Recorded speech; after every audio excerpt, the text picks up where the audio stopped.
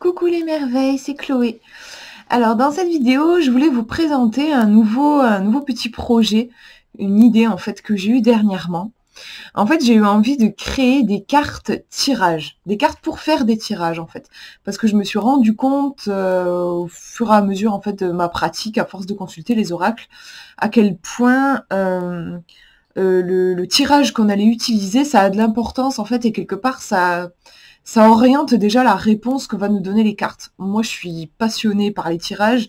J'adore quand j'en découvre de nouveaux, quand j'achète un oracle. Et j'aime aussi en créer les miens. Moi, mon chiffre préféré, c'est le 3. J'adore, et je trouve qu'au niveau des cartes, enfin moi c'est un truc qui me correspond bien.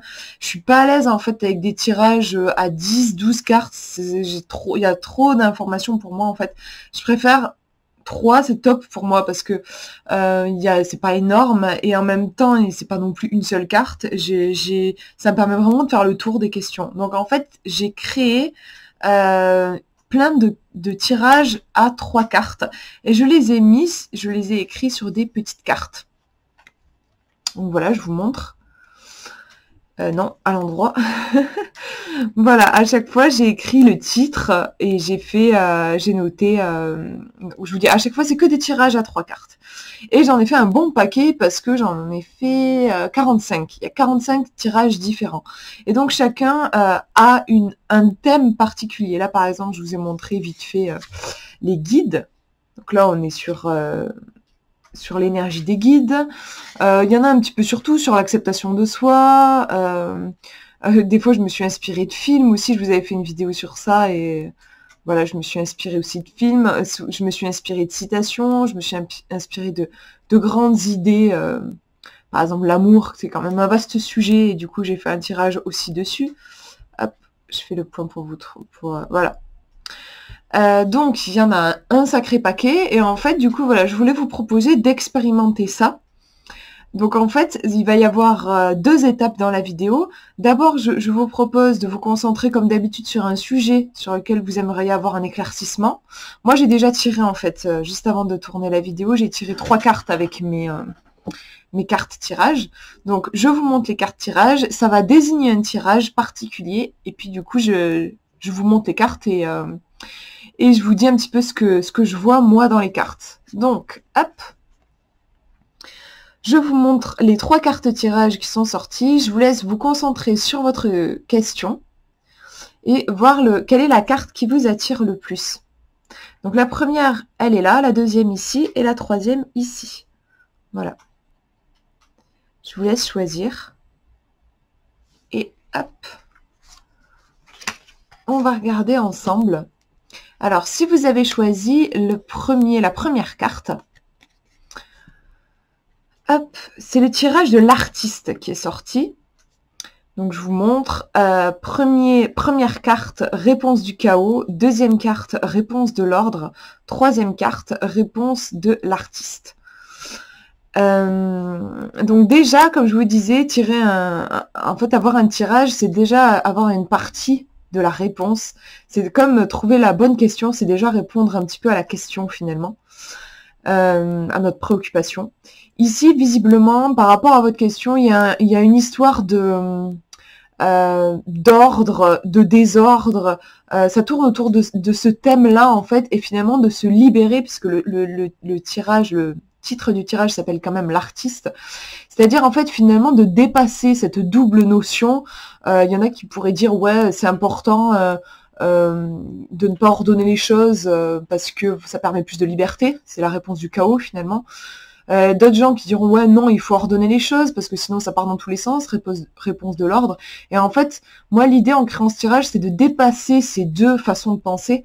Et finalement, ce qui dépasse ça, pour moi, c'est l'artiste qui va finalement réconcilier ces deux notions de chaos et d'ordre. Donc, on va regarder le tirage que j'ai fait pour vous. Alors, je l'ai fait hors caméra. J'ai pris les cartes... Hop, je vous montre. C'est les cartes de l'enfant intérieur que j'ai pris pour ce tirage. Alors, on va regarder la première carte. C'est donc la réponse du chaos. Par rapport à votre question, c'est comme si le chaos venait vous parler. Qu'est-ce qu'il vous dirait? s'il pouvait vous parler.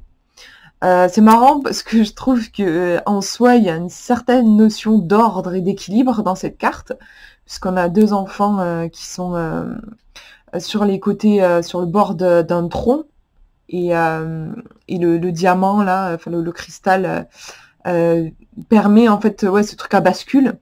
On a une balançoire aussi derrière. On nous parle du 2 de cristaux, le 2 aussi, quand même, c'est marrant, il y a une notion d'équilibre. On va regarder le livret. Et puis, je vous en dirai plus quand on aura vu les autres cartes. Hop.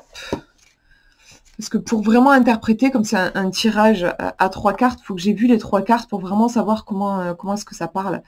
Alors, c'est le 2 de cristaux. Il est où? On nous dit, 2 petits gnomes, un garçon et une fille s'amusent sur une bascule. Exercice qui requiert un équilibre et une harmonie entre eux. Fair play et coopération fait partie intégrante de ce jeu. Que l'un d'eux fasse un mouvement non ou mal synchronisé et l'autre pourrait se faire très mal.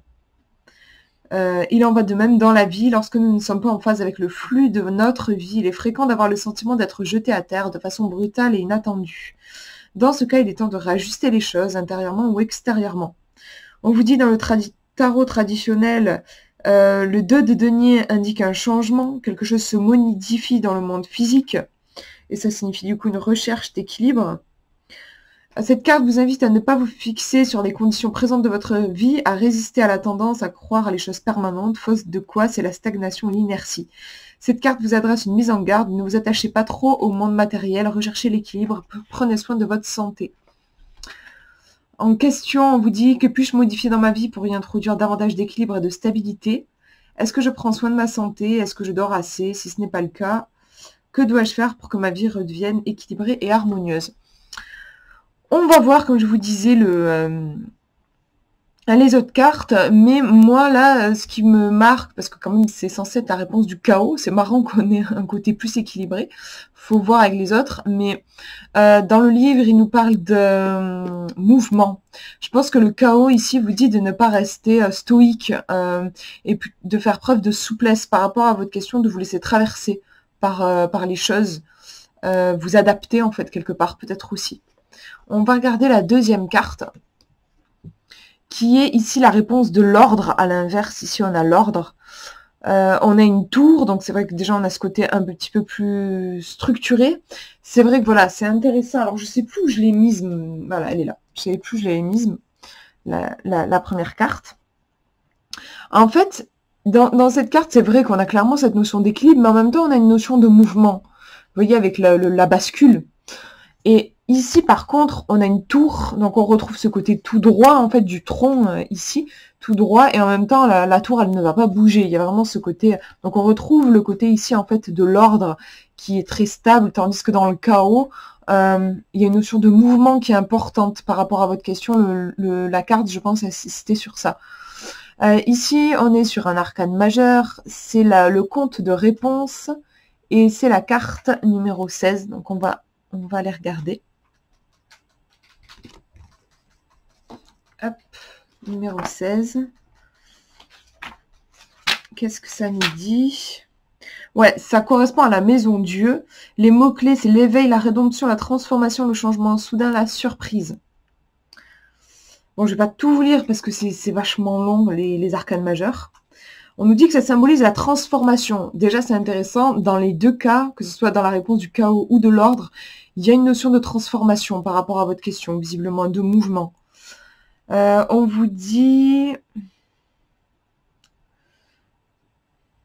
Je saute certains trucs qui me semblent pas trop importants.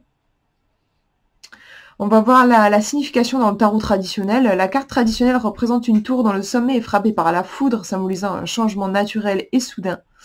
De tout ce qui est en place avec ce stade capital, il ne restera rien. Quand la tour frappe, l'individu doit trouver refuge et réconfort dans le sanctuaire et la solitude, afin de pleinement assimiler ce passage à une nouvelle identité, à de nouvelles valeurs. Ces changements sont provoqués par des contingences intérieures ou extérieures sur lesquelles l'individu n'a aucun pouvoir. Quoi qu'il en soit, la tour bouleverse la structure ancienne, faisant implacablement voler en éclats la sécurité du passé. Nous n'avons pas le choix, il faut avancer. C'est intéressant, je trouve. Il y a vraiment cette idée, comme je vous disais, de transformation, de mouvement dans les deux cartes, sauf qu'on est dans la première carte, nous parle du chaos, la deuxième de l'ordre, donc on a clairement des points de vue très différents. Le chaos, qu'est-ce qu'il vous dit? Il vous dit quand de toute façon, la vie est vouée à bouger, du coup, mettez-vous en mouvement, tandis que la tour, ici, on vous dit, l'individu doit trouver refuge et réconfort dans le sanctuaire et la solitude, dans la tour. Donc, moi, je trouve qu'ici, face au mouvement de la vie, on a quand même tendance à chercher à se raccrocher à l'ordre. Ici, en l'occurrence, du coup, c'est la tour qui apporte cette stabilité. Donc là, on a deux points de vue qui sont différents face au mouvement. Du coup, voilà, il y en a un qui vous dit il y a du mouvement, épousez le mouvement. L'autre qui vous dit il y a du mouvement, trouvez quand même un point d'appui. En fait, il n'y en a pas un qui a tort ou un qui a raison, ce sont deux points de vue différents. Et on va voir justement la réponse de l'artiste, la troisième carte, qui va vraiment nous permettre en fait d'attraper un peu la sagesse qu'il y a dans ces deux points de vue différents. Donc, dernière carte, oh là là, qu'elle est jolie, j'adore. Je la connais pas, je l'ai jamais tirée celle-ci, mais je la trouve vraiment très très belle. On a ce papillon au centre, ce bleu qui est très très présent, et puis deux plantes qui vont pousser de part et d'autre de ce papillon. C'est super intéressant parce que voilà, je fais un tirage à 3 cartes, on a clairement deux énergies, et l'énergie ici centrale, c'est très intéressant puisque je vous parlais de transformation, et on voit bien que l'énergie en fait qui naît de ces deux énergies-là, l'ordre et le chaos, on est dans du changement, dans la transformation, ça revient vachement par rapport à votre question. On est sur le 1 de baguette, l'as de baguette. Hop, je regarde ce que ça nous dit sur ces baguettes. Le 1 de baguette s'orne d'un vigoureux papillon qui exalte le potentiel d'une renaissance et d'une créativité féconde. Créativité, c'est sympa sur un tirage qui s'appelle l'artiste. Cette apparition magique est assistée par deux fées des fleurs virevoltantes coiffées d'une flamboyante chevelure rousse. Ok, mais moi je me demandais, c'est pas des... Je croyais que c'était des fleurs, mais en fait c'est des fées. J'imagine que c'est fait exprès, ça fait très... ouais, moi je voyais des fleurs. Ouais, qui déroule le potentiel de cette nouvelle force vitale. Il s'agit bien d'une baguette magique, d'une source d'inspiration et de lumière qui vous est offerte. N'attendez plus et tirez-en profit au mieux dès maintenant. Par rapport au tarot traditionnel, on vous dit que c'est une carte qui correspond aux énergies qui s'élèvent une fois résolues des blocages et des schémas anciens. Donc vous voyez, il y a vraiment des choses à laisser partir par rapport à votre question. Souvent représenté comme un éclair de feu ou de lumière, le 1 de bâton transforme et revitalise ce qui stagne. Là aussi, ça me fait penser à la maison Dieu, où quand quelque chose stagne, on a besoin de... La nature, en fait, nous envoie un truc qui va nous bouleverser, parce que c'est comme ça, dans la vie, il faut qu'il y ait du mouvement. Selon la tradition, son énergie se situe en deuxième position dans le jeu, juste après celle du soleil. Cette carte stimule l'intuition, les entreprises créatives, la sexualité, la kundalini, les élans qui font progresser vers la conscience éveillée. Les questions, on vous dit comment puis-je m'engager pleinement dans cette énergie vibrante qui est entrée dans ma vie. C'est important par rapport à votre question. Comment puis-je assimiler ces nouveaux potentiels et les incarner au mieux de manière équilibrée dans ma vie de tous les jours? Donc, vous voyez, on retrouve cette notion d'équilibre. L'équilibre, je pense, entre le chaos et l'ordre. Et quelles nouvelles parts de moi-même sont en train de s'éveiller. Donc, dans le tirage, c'est vraiment la carte la plus importante, la troisième. Donc, ce qu'elle vient nous dire, elle vient vraiment magnifier ce côté transformation par rapport à votre question. Il s'agit vraiment de s'ouvrir à la nouveauté, à une nouvelle vie, à une nouvelle version de vous-même. Et... il y a cet aspect créatif aussi qui est présent, puisqu'on est sur l'as de baguette. Qu'est-ce que je peux vous dire d'autre?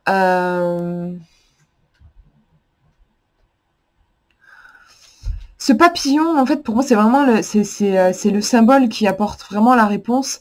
Il y a aussi un côté légèreté. Un papillon, c'est pas très lourd. Et puis, qui prend la distance, qui vole. Je pense que par rapport à votre question, le conseil...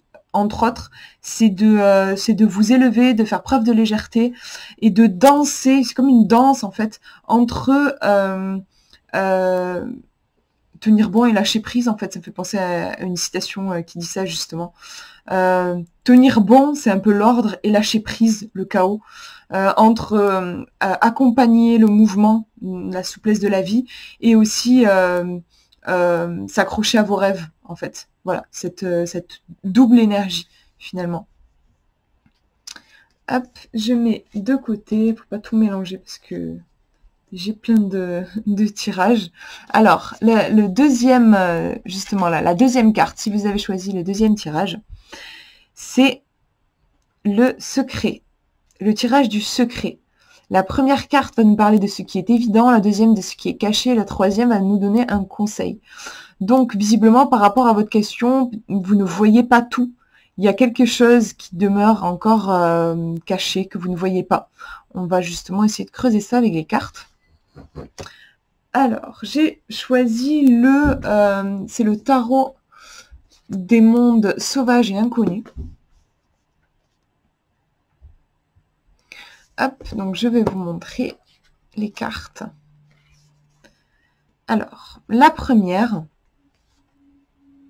qui nous montre donc ce qui est évident par rapport à votre question, ce dont vous avez conscience. Hop, c'est plutôt dans ce sens-là. On est sur le 4 de bâton.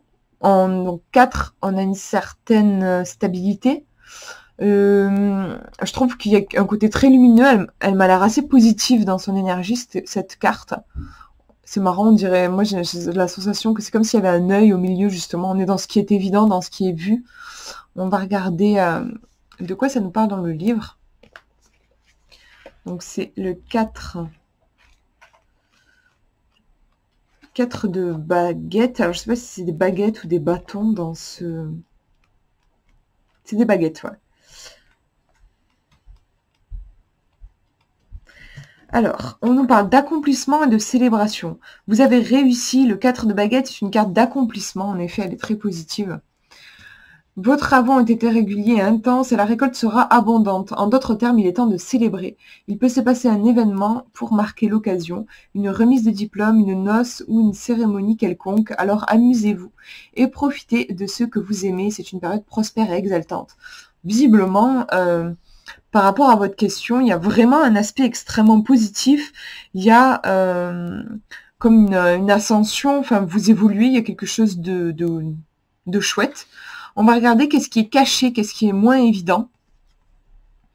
Ouais, en effet, on a quelque chose de plus sombre par rapport à l'illustration. Là, c'est le 5, 6, 7, 8. Beaucoup de force dans le chiffre 8 déjà. Et ouais, on a un éclair. Alors c'est marrant, on est dans des baguettes aussi. Ici, on a un éclair qui arrive au centre des baguettes. On va regarder ce que ça a à nous dire. On nous parle de mouvement, de changement soudain. Le 8 de baguette, ça va comme la foudre. C'est une carte de nouveauté, de changement qui éclaire une situation non résolue. Peut-être serez-vous contacté par un vieil ami. Peut-être recevrez-vous de nouvelles surprenantes qui changeront votre trajectoire. Cette carte représente parfois l'arrivée d'un mouvement au sens propre. Alors préparez-vous à voyager si l'occasion se présente. Non, en fait, c'est pas négatif.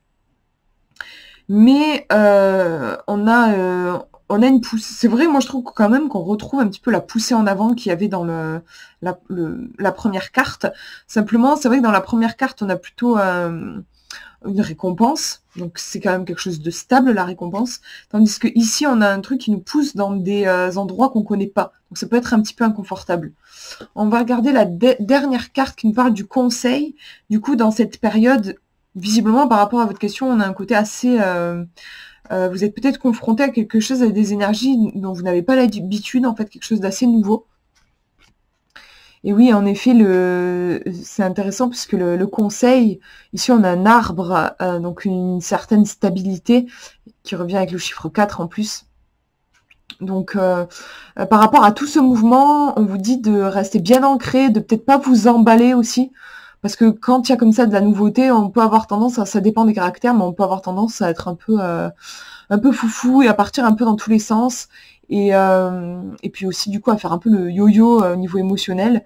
Donc ici c'est plutôt, on vous dit de contrebalancer en fait, avec une énergie plus ancrée et plus stable. Hop, je regarde. Comment ça nous parle? Ah ouais, alors ils sont à la fin. Les arcanes majeures, j'ai pas l'habitude. D'habitude, ils sont toujours au début dans les bouquins.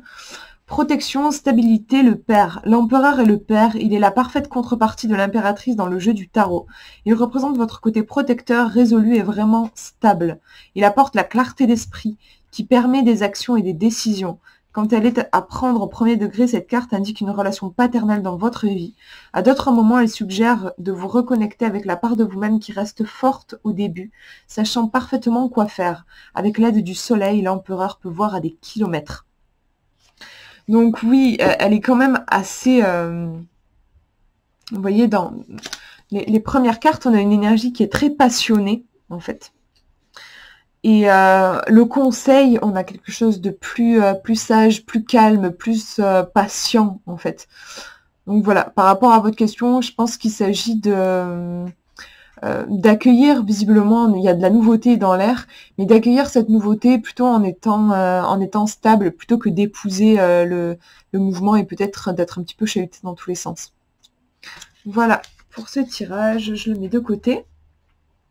Et je vous montre le dernier.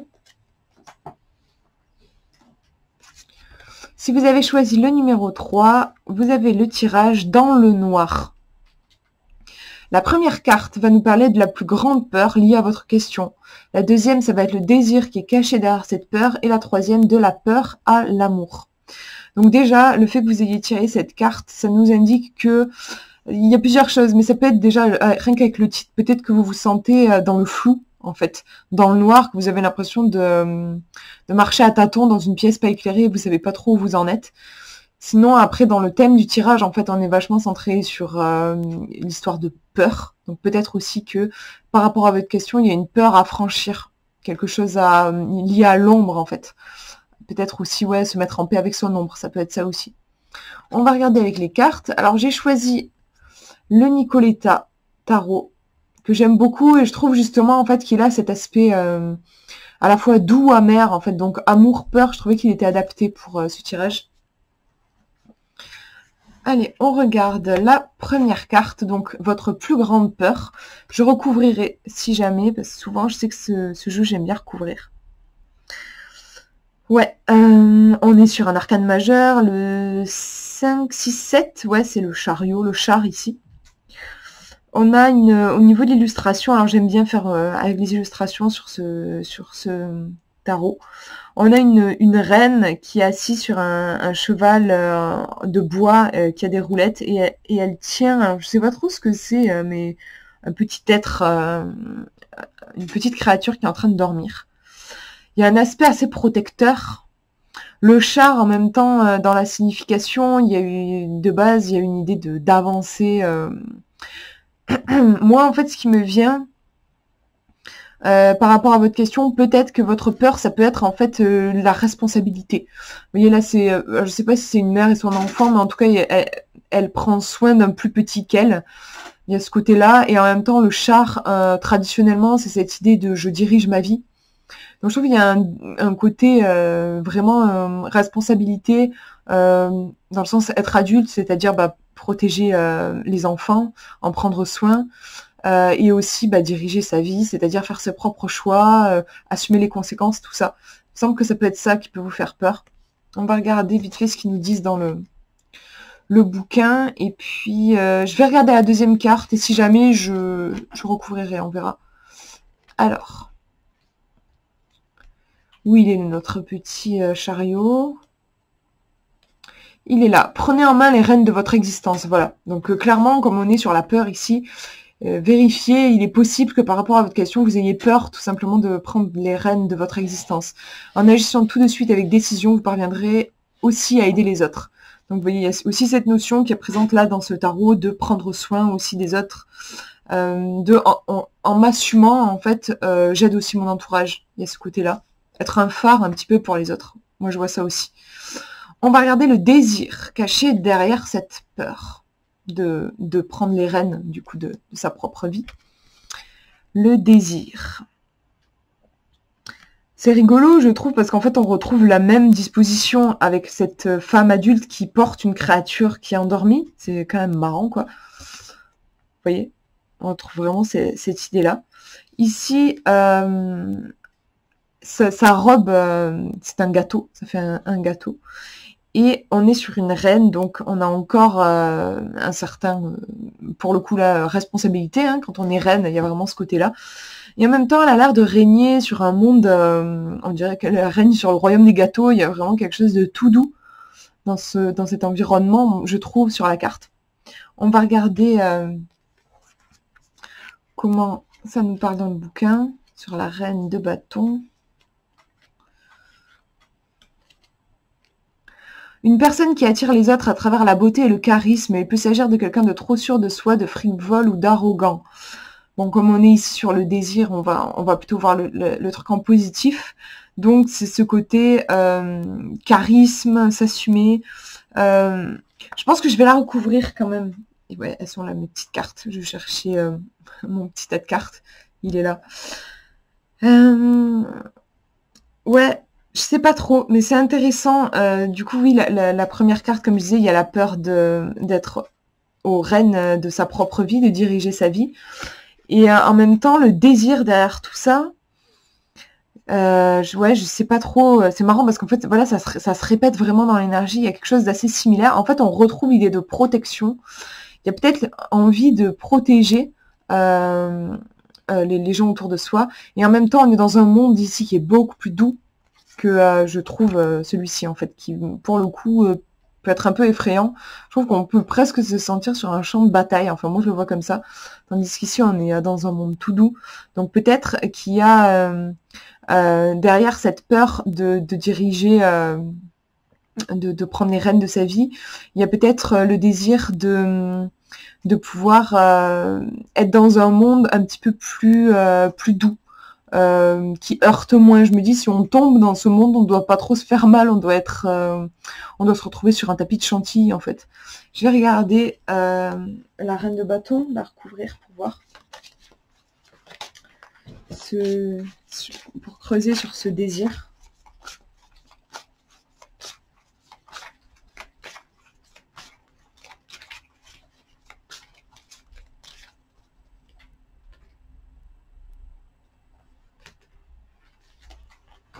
Hop. Celle-ci, c'est une carte que je connais bien. Ça, c'est sûr. Je la tire très souvent. Donc on a cette jeune fille avec cette grosse robe. C'est marrant parce que du coup, ça rappelle le gros gâteau. La grosse robe en gâteau. Et on a des oiseaux sombres à l'intérieur. En fait, c'est vraiment une carte qui nous parle de libérer ce qui nous pèse. Comment est-ce que je pourrais traduire ça en désir? Je pense que peut-être qu'il y a le désir, oui, de s'affranchir, de se défaire de tout ce qui nous pourrit la vie, en fait, de tout ce qui nous pèse, ce qui nous blesse, ce qui est difficile, pour pouvoir, en fait, veiller sur sur les gens qu'on aime. On va regarder la troisième pour avoir de la peur à l'amour. Du coup, là, ça va nous donner la réponse à votre question, finalement. Ah, encore une carte que je connais. Le 4 de denier. Donc, on a cette bâtisse qui lévite, qui vole. Et puis, on a ce côté à l'endroit à l'envers. C'est assez drôle. Et la petite fille qui est penchée et qui regarde le monde. Elle a pas le vertige, visiblement. Pour moi, c'est une carte qui parle vraiment de prendre de la distance, parce que voilà, elle est au-dessus du monde. Et en même temps, il y a une base, il y a une structure. Comment est-ce que je pourrais formuler ça? Je pense que par rapport à votre question, vous avez besoin, je peux me tromper, hein, mais j'ai l'impression qu'il y a sûrement une grande sensibilité, un truc un peu à fleur de peau, peur de faire des erreurs, de se tromper, d'être blessé, peur de la vie en fait un petit peu.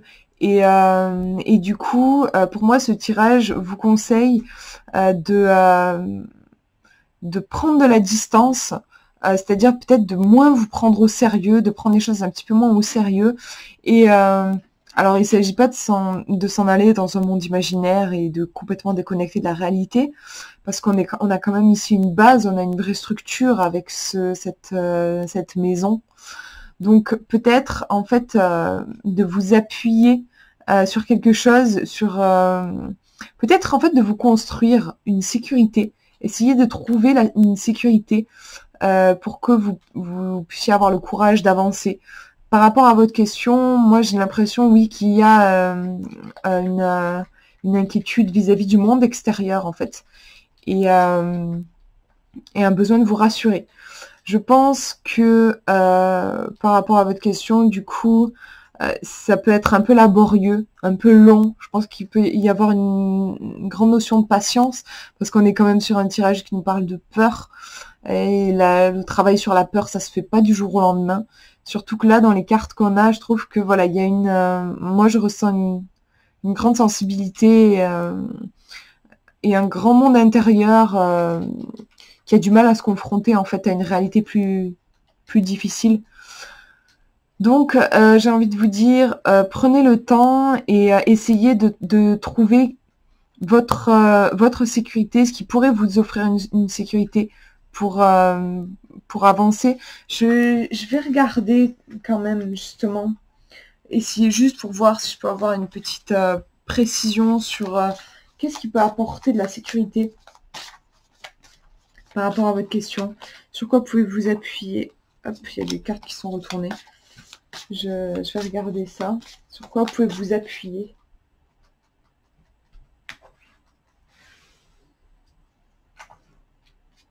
Hop. Très très jolie carte, je la trouve vraiment sublime. Sur quoi vous pouvez vous appuyer? On a la papesse qui arrive, donc on a vraiment une idée justement de sensibilité, je vous en parlais en fait, et il se peut que par rapport à votre question, ce soit à la fois votre plus grande force et votre plus grande faiblesse en fait. Ça peut paraître paradoxal, mais j'ai vraiment l'impression que c'est ce qui, à la fois, vous met des bâtons dans les roues, et en même temps, c'est aussi ce qui peut vous sauver. La papesse nous parle entre autres d'intuition. On a ce côté très, ça fait un peu Reine des Neiges en fait. On a ce bleu, la glace qui est très présente. Finalement, la glace c'est de l'eau gelée, donc la présence de l'eau qui évoque toute l'émotion, la sensibilité. Il y a vraiment un côté être reine de son propre royaume. Encore une fois, la hauteur, hein, parce qu'elle est immense. Je regarde ce qu'on nous dit dans le petit livre. La petite papesse, c'est la 2, ouais. Votre sagesse naît de l'antique connaissance cosmique. Fiez-vous de ce qui vous estimez être vrai. C'est vraiment la carte de l'intuition, en fait, à la papesse. La connaissance, l'intuition, c'est une carte de sagesse, en fait, énormément. Donc, qui dit sagesse, c'est vrai, dit temps. Il y a besoin de temps par rapport à votre question, je pense. Voilà pour ces tirages.